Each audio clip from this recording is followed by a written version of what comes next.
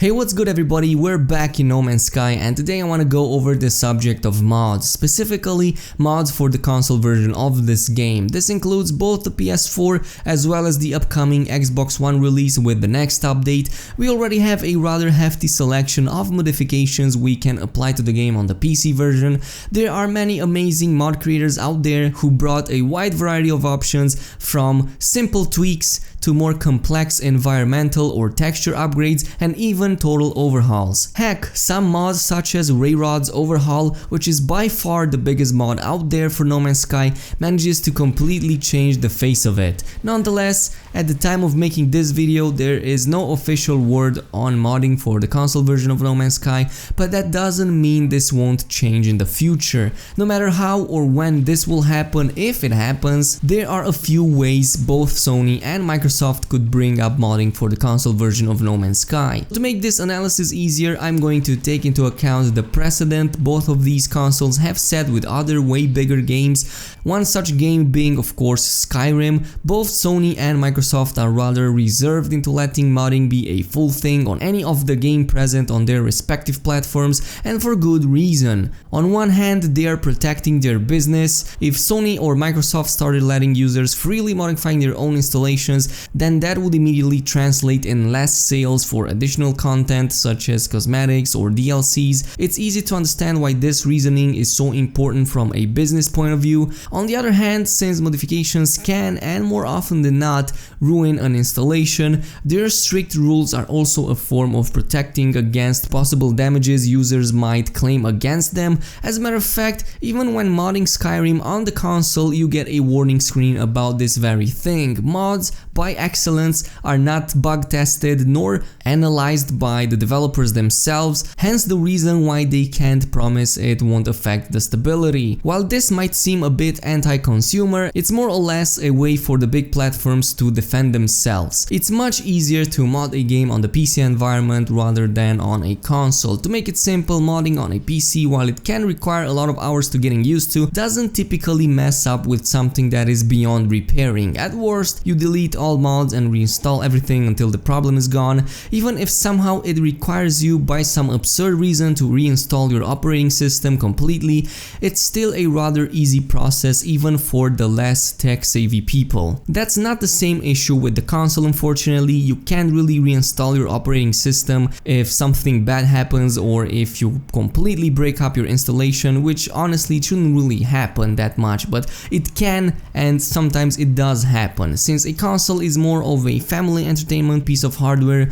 a PC is more aimed towards, though not necessarily, tech-savvy people. If the platform could permit too many modifications, someone with not much knowledge could easily ruin their unit depending on how it's done. PC, on the other hand, as pointed before, doesn't entail such dangers, so this is probably the reasoning behind why Sony and Microsoft don't want to allow users to use too many modifications. This doesn't mean that mods on consoles should be completely banned. It just means that the environment is going to be a little bit restrictive, as the company wants to both promote more in-game purchases as well as avoiding monetary claims in case of faulty usage. But nonetheless, I believe that modding should definitely be a thing, especially in No Man's Sky, and there's some very good reasons why. So we've talked about the limitations. How can No Man's Sky overcome all of these obstacles? Well, let's take a look at how the big players do it. Currently, both PS4 and the Xbox One give a limited selection of mods that can be chosen from, as well as a limited installation space for them.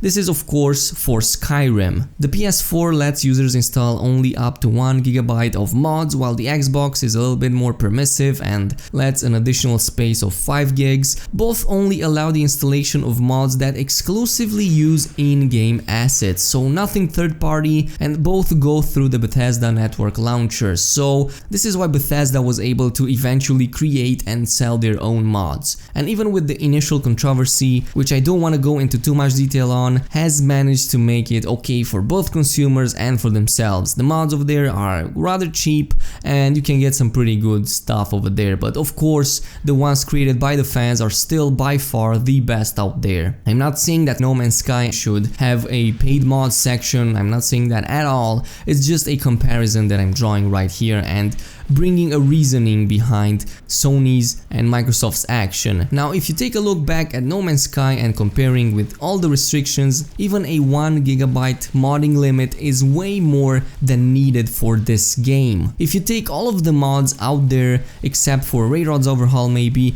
you won't ever reach the limit of 1 gig. I mean, most of the mods for No Man's Sky are a few kilobytes in size and at most a few megabytes, and that is when we're talking about some huge mods that completely overhaul the game. You might ask yourself, why is this the case and why is the size so small? And there's a simple answer to it, which also comes hand in hand with the restrictions that were set for Bethesda. It's the fact that the vast majority of mods out there for No Man's Sky already use in-game assets anyway, so they're already based on what's already existing inside the game. Even Rayrod's overhaul uses the already existing in-game assets and a little bit of third-party ones here and there, but those are mostly optional. Everything else is based on what already exists in the game. Of course, he also added a lot of coding over there, so that would definitely be against the terms of conditions of Sony, for example, but there's a lot of stuff out there that could definitely be ported on the console version. Keep in mind that Skyrim is by far the most modded game out there,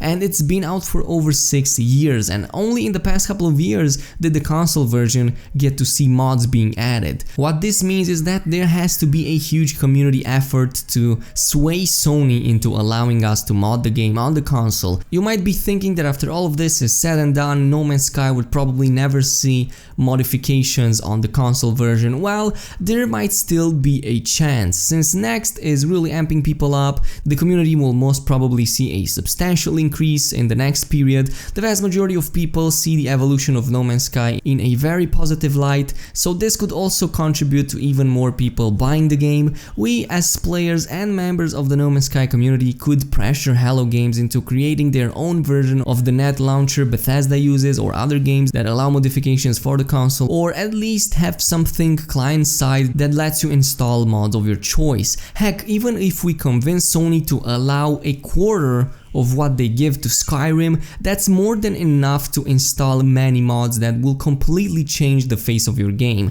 As mentioned, most of the important requirements are already met, most of the mods already use the in-game assets, the file size is absolutely abysmal. Nonetheless, there might still be a big obstacle against all of this. Typically both Sony and Microsoft have charged substantial amounts of money for simple patches, so I'm not sure if there is going to be a monetary gate for Hello Games to be able to implement a client-side solution that permits users to install mods for their console version of the game.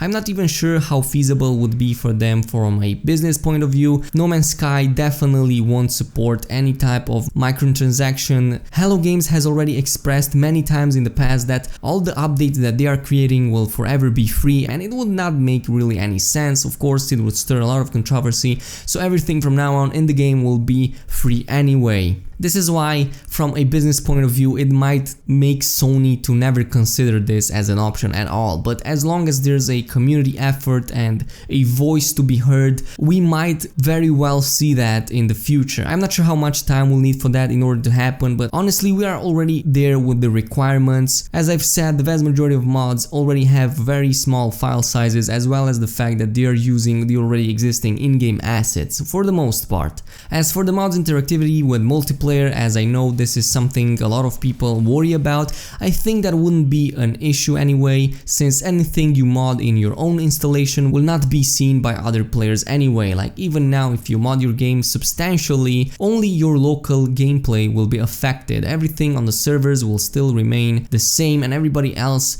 would be able to see the worlds exactly as they are. So I think if you install something that adds a lot of trees, for example, or make a planet have a different biome, other travelers won't be affected by that, nor even see any of the changes. I think there's a hefty amount of support behind making this a possibility. I think there's a lot of people who would love to mod their game on the PS4, and I'm pretty sure that people who are buying it for the Xbox One also want to see something like that. It could definitely revitalize the community and keep it long term. No Man's Sky being built the way it is could definitely benefit a lot from having an active modding community, while there are definitely bigger games with a more extensive extensive history in modding, there is a healthy influx of people over here who would love to get the chance of getting into the game, and of course there are so many crazy ideas you can implement in a space simulation game. It's incredible. I will just give one example that is something Hello Games thought of adding at some point but never actually promised anything. I'm talking about space whales and how cool that would be, but that is just scratching the surface. On top of this all, currently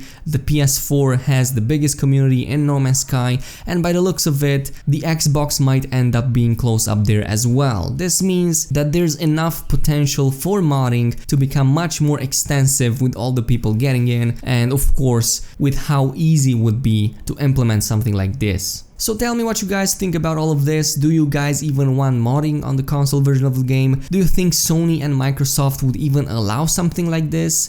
Post your opinion in the comment section below. As always, if you enjoyed the video, don't forget to leave a like and subscribe to the channel if you already didn't, and I will see you guys next time.